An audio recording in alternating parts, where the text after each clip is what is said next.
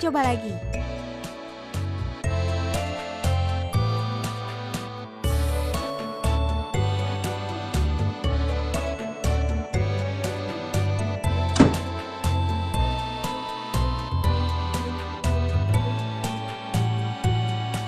Aku lanjutkan besok saja setelah istirahat.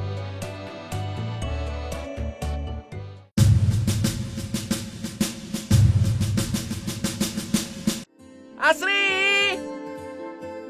Emang nggak apa-apa tiba-tiba pergi? Nanti Pandu nyariin. Aku ingin jalan-jalan sebentar. Lagi pula kita nggak terlalu jauh kok. Asri! Airin! Itu suara Pandu. Ayo kita balik lagi. Pandu, lari! Aku lupa kalau kita nggak kelihatan. Tapi kelihatannya beneran ya. Mungkin karena refleks aja ya. Pasukan apa tadi? Pasukan tambahan tentara Marsose dan kavaleri VOC Belanda. Loh, VOC itu bukannya bangsa Portugis juga ya? Ih, Aduh, apa-apaan sih? Sakit! bukan tahu.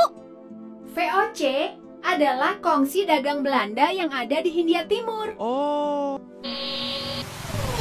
Saat ini sedang banyak terjadi perlawanan di berbagai daerah terhadap VOC Belanda di tanah air. Juga ada perang Aceh yang berlangsung dari tahun 1830 sampai 1870. Lama sekali ya. Perang selama itu bukan hal yang mudah. Butuh pendirian yang teguh dan pantang menyerah. Rakyat Aceh menakjubkan sekali ya. Aku ingat beberapa pahlawan Aceh. Teku Umar, Panglima Polim, Cut Nyadin, Cut Mutia. Aku pengen lihat perjuangan Cut Nyadin. Tuku Umar dulu. Cut Nyadin. Tuku Umar. Kalian ini, mereka kan suami istri. Kalian bisa melihatnya sekaligus. Iya ya. Dasar. Baiklah, kita berangkat. Wat is er gebeurd? Heb je al iets gehoord van Teuku Umar? Eigenlijk heeft Teuku Umar onze wapens genomen. Wat zeg je? Wat een verrader! Apa yang terjadi, Mina? Tuku Umar bergerilya dengan pura-pura mendekati Belanda. Setelah beliau mendapatkan semua persenjataan dan mempelajari taktik Belanda, beliau menghilang dan bergabung dengan pasukan Aceh. Perang juga memerlukan taktik ya. Akibat dari kejadian tersebut, pihak Belanda marah besar dan secara besar-besaran mencari Tuku Umar. Ayo, aku tunjukkan sesuatu.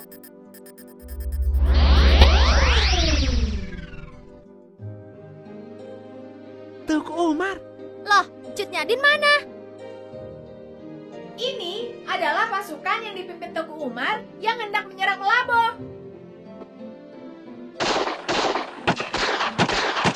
Kenapa mereka di sini? Mereka ingin membunuh Tuku Umar. Seorang mata-mata memberitahu pasukan Jenderal Van Hees bahwa Tuku Umar akan menyerang Melabo. Tidak.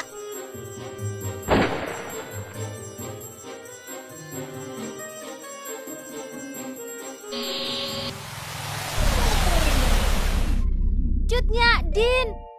Pasti sedih sekali setelah kematian Teku Umar ya.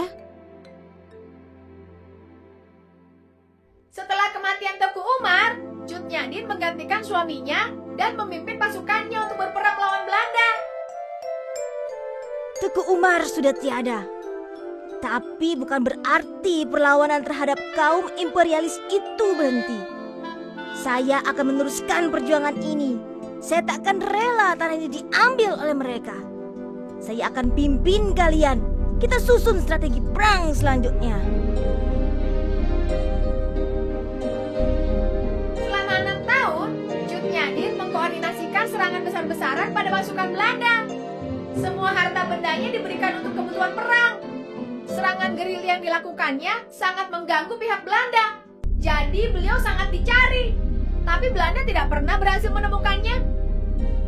Cut Nyadin bersembunyi di hutan. Beliau sudah tua dan sakit, tapi semangat juangnya masih menyala. Suatu ketika, Pang Laut membocorkan keberadaannya pada Belanda. Kok gitu? Pang Laut merasa kasihan pada Cut Nyadin, sehingga ia bersedia menyerahkan Cut Nyadin dengan syarat. Cut Nyadin diperlakukan dengan baik dan penyakitnya diobati.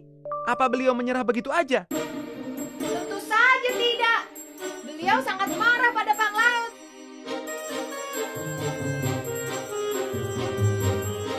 Akhirnya ditangkap dan dibawa ke Banda Aceh.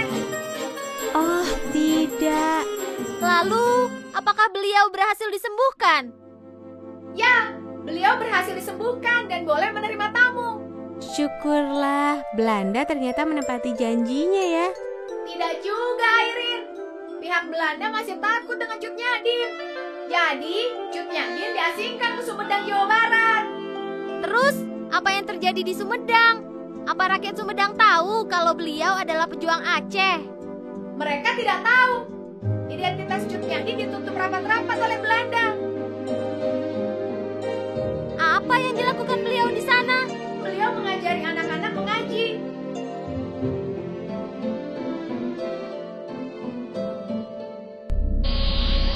Sebenarnya, dari mana beliau mendapat jiwa pejuang seperti itu, Mina? Dari ayahnya yang seorang pejuang yang tidak kenal kompromi dengan Belanda. Oh, begitu ya. Lalu, di mana Cut Nyadin lahir? Cut Nyadin lahir dari keluarga bangsawan yang taat beragama di Lampadang pada tahun 1848. Oh, Mengagumkan sekali. Beliau adalah sosok perempuan yang sanggup memimpin sebuah laskar perang. ada ya perempuan berhati baja seperti beliau. Menakjubkan. Pandu, kayaknya kita harus cepat-cepat kembali. Bateraiku harus segera diisi ulang. Oh, oke. Apa? Sudah mau pulang? Harus. Mau gimana lagi? Ayo kita coba lagi. Airin, tenaga Mina kan sudah mau habis. Iya, besok lagi aja ya. Aku ngantuk nih. Ya, Airin, muka kamu kok memerah gitu? sepertinya aku demam. Dari tadi emang udah gak enak badan. Tapi karena terlalu senang dengan mesin waktu, jadi lupa deh. Apa? Ayo cepat, kita antar Airin pulang. Aku bisa sendiri kok. Aku kan perempuan hebat kayak Cut Nyadin. Bukan waktunya bercanda. Kalau begini besok gak bisa ikut napaktilas sekolah-sekolah zaman Belanda dong. Udah, jangan dipikirin. Yang penting kamu sembuh dulu. Oh tidak, sudah jam segini. Aku harus mengejar anak itu.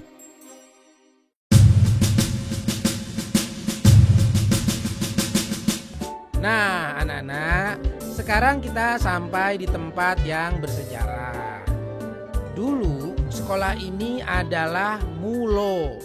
Siapa yang tahu Mulo itu kepanjangan dari apa? May Oitabrah Laha on the Ways, Pak. Kalau sekarang namanya SMP.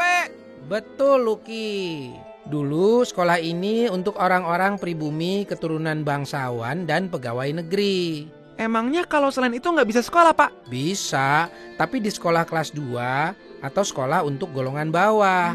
Nggak adil ya. Namanya juga masih zaman penjajahan. Bangsa Indonesia kan dulu ditempatkan di kelas bawah, sehingga menjadi bangsa yang tertinggal. Airin kok nggak ikut nampak tilas ini sih? Sakit. Oh, Awalnya kita perang melawan penjajah dengan hanya mengandalkan kekuatan senjata. Misalnya seperti perang-perang yang terjadi di beberapa daerah. Tapi setelah kebangkitan nasional, kita melawan mereka dengan cara-cara modern, seperti menggunakan organisasi pergerakan nasional. Apa? Kita cari tempat sepi yuk. Mau ngapain? Aku bawa Mina. Ih, jangan ngaco deh. Nanti kita bisa ketinggalan. Nggak akan deh. Apa nggak nanti aja?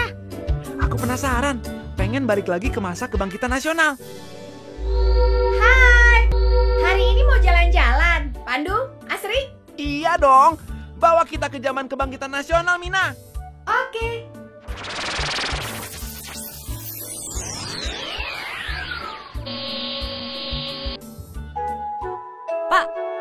kenapa bisa terjadi kebangkitan nasional? Pertanyaan bagus, Nak.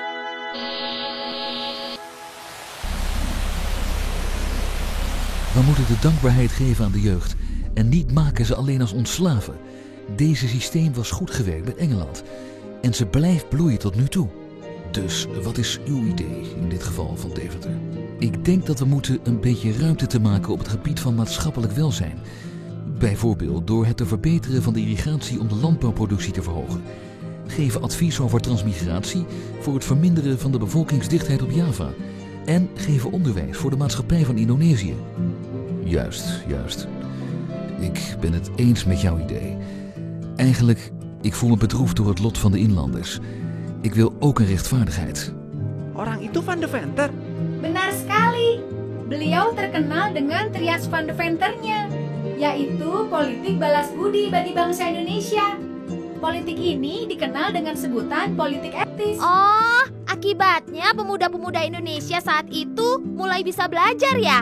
Iya, dari sistem politik etis ini melahirkan golongan terpelajar dan golongan profesional dari pekerja. Keduanya berdampak baik bagi kesadaran nasional bangsa Indonesia. Dan akhirnya melahirkan beberapa organisasi besar yang berpengaruh.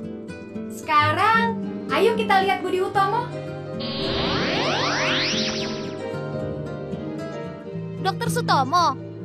Ya, ini adalah awal pembentukan Budi Utomo. Budi Utomo adalah organisasi modern pertama di Indonesia. Bagaimana Budi Utomo bisa bergerak leluasa, Mina? Kan ada pihak penjajah sebagai pengawas. Budi Utomo bersedia bekerja sama dengan pemerintahan kolonial Belanda.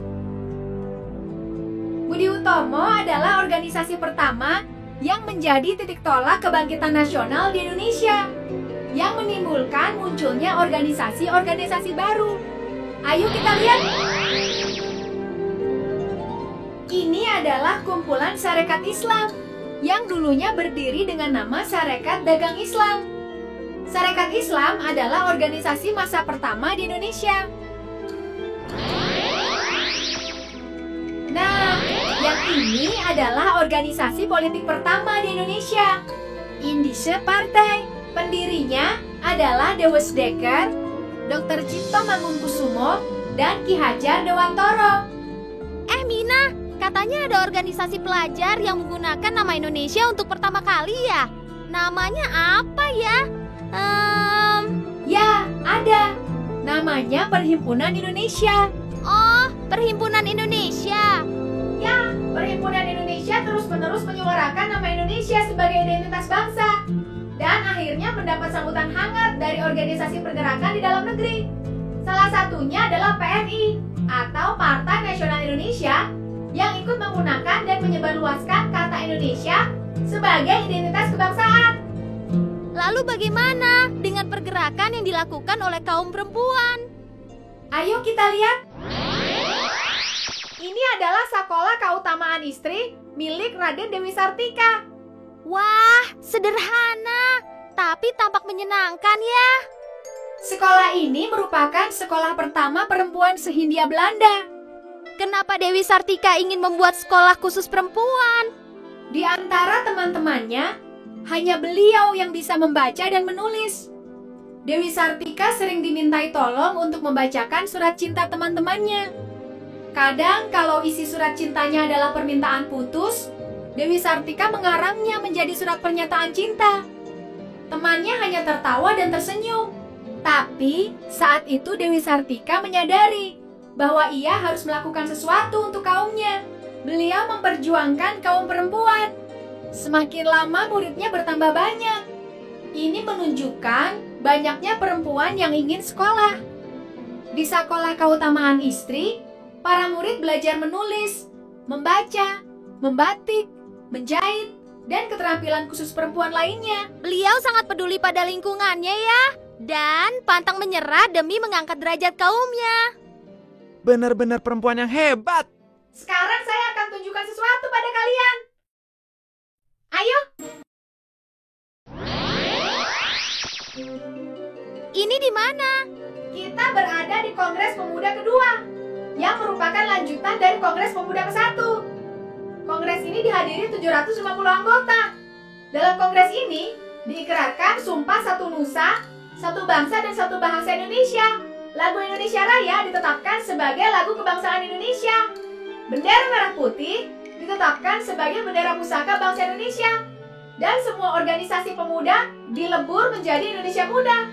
Organisasi-organisasi yang dulu hanya berdasarkan kedaerahan, kesukuan, dan keagamaan melebur jadi satu dalam Kongres Pemuda ini. Maksudnya, mereka mengesampingkan perbedaan demi persatuan dan Indonesia yang merdeka. Benar sekali, Pandu. Pertama, kami, putra dan putri Indonesia, mengaku bertumpah darah yang satu, tanah Indonesia.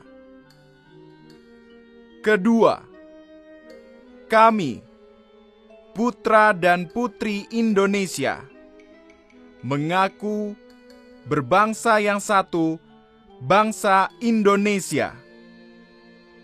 Ketiga, kami, putra dan putri Indonesia, menjunjung bahasa persatuan, bahasa Indonesia. Kenapa, Sri? Perasaan seperti ini mungkin sudah banyak pemuda yang melupakannya. Demi persatuan mereka mengesampingkan semua perbedaan. Aku bisa merasakan betapa mereka mencintai tanah air ini. Aku bisa merasakannya. Di mana sih mereka? Udah mau pergi malah hilang. Kalian kenapa bisa keluar dari situ?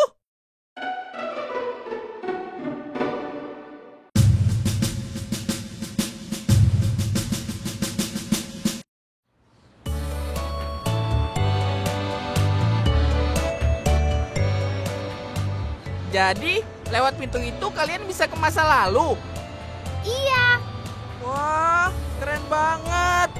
Kalau aku jadi kalian, aku akan pergi melihat Presiden Soekarno dari dekat. Ada apa, Nduk?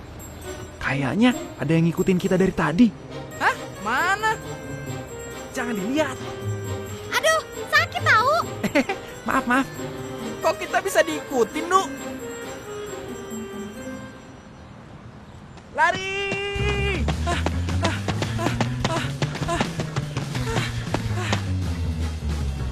Tadi siapa sih? Aku nggak tahu. Loh, kamu ngapain di sini? Rumahmu kan di RT sebelah. Aku ingin ketemu Pak Soekarno. Boleh ya? Boleh ya? Aku nggak mau ikut. Aku capek. Udah mau pingsan nih.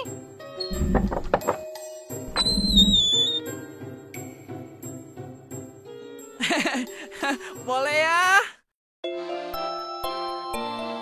Wow, keren! Halo, ini siapa, Pandu? Hehe, ini temanku Mina. Namanya Lucky. Dia pengen banget ketemu sama Bung Karno. Halo, Lucky. Hai Mina. Aku ingin pergi ketemu Pak Soekarno dong. Bisa kan? Boleh. Ayo, masukkan kartunya, Pandu. Wow.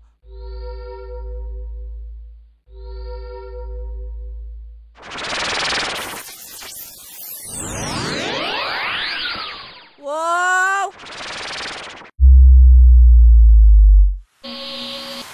Keren. Kita masuk ke sini. Ayo.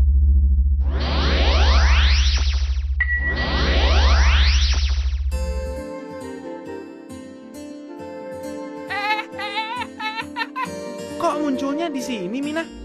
Saya mau menunjukkan pertama kali Jepang masuk ke wilayah Indonesia.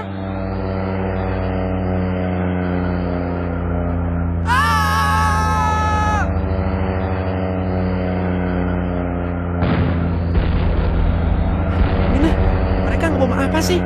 Mereka membom kilang minyak terbesar milik Belanda di Tarakan. Itu adalah salah satu strategi Jepang untuk mengeluarkan Belanda dari Indonesia. Jepang ingin menguasai Asia Tenggara karena wilayah tersebut sangat kaya. Dan pada tanggal 1 Maret, tentara Jepang mulai masuk ke Pulau Jawa.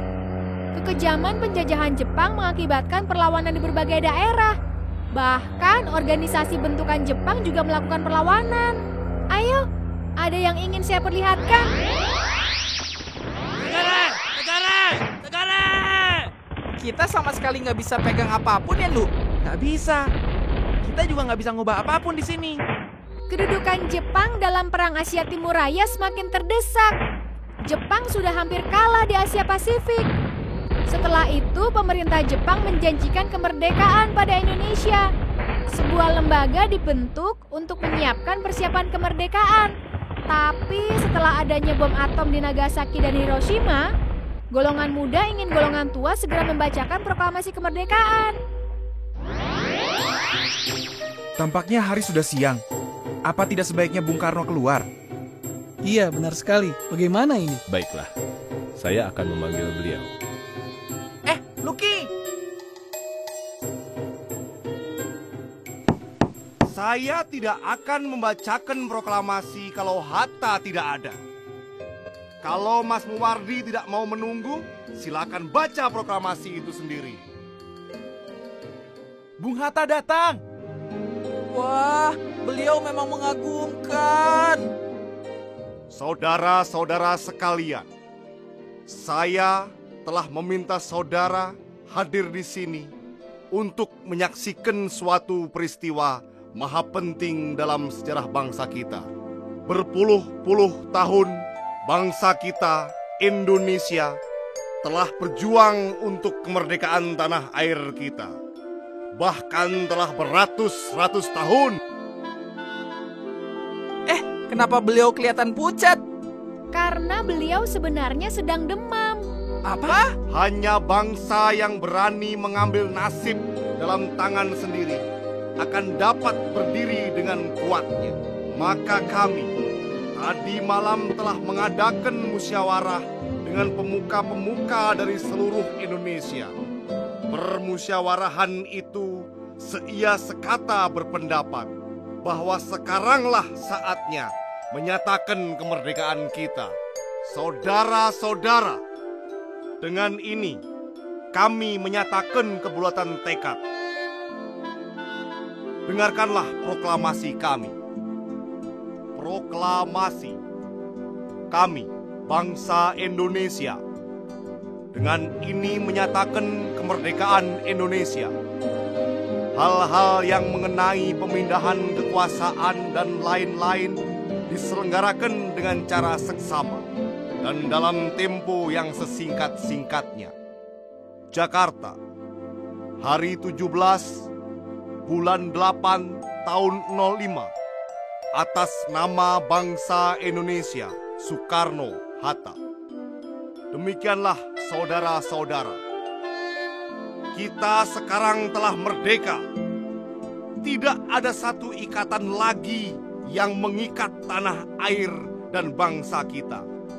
Negara merdeka, negara Republik Indonesia, kekal dan abadi. Insya Allah, Tuhan memberkati kemerdekaan kita. Merdeka! Merdeka! Merdeka! Merdeka! Merdeka! Merdeka! Merdeka!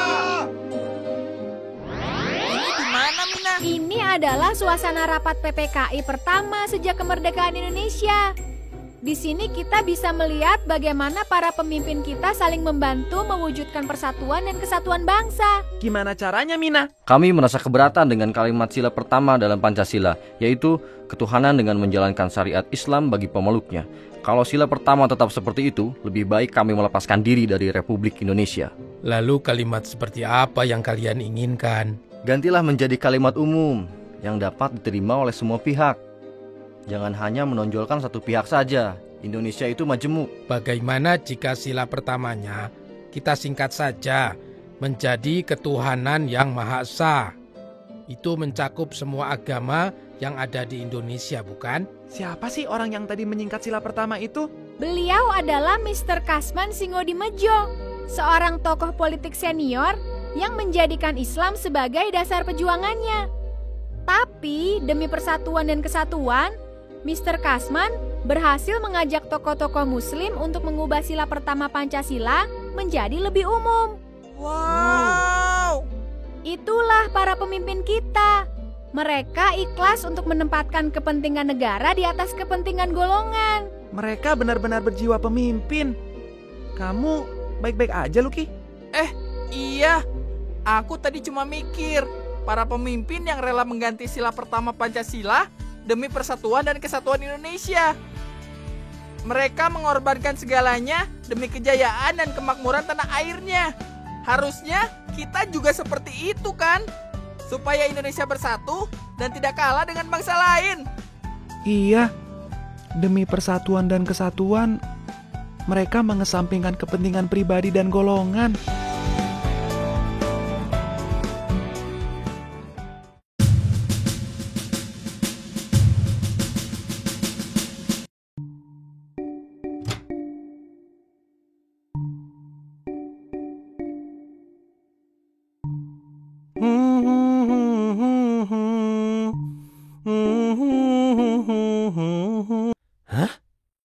Hei Pak,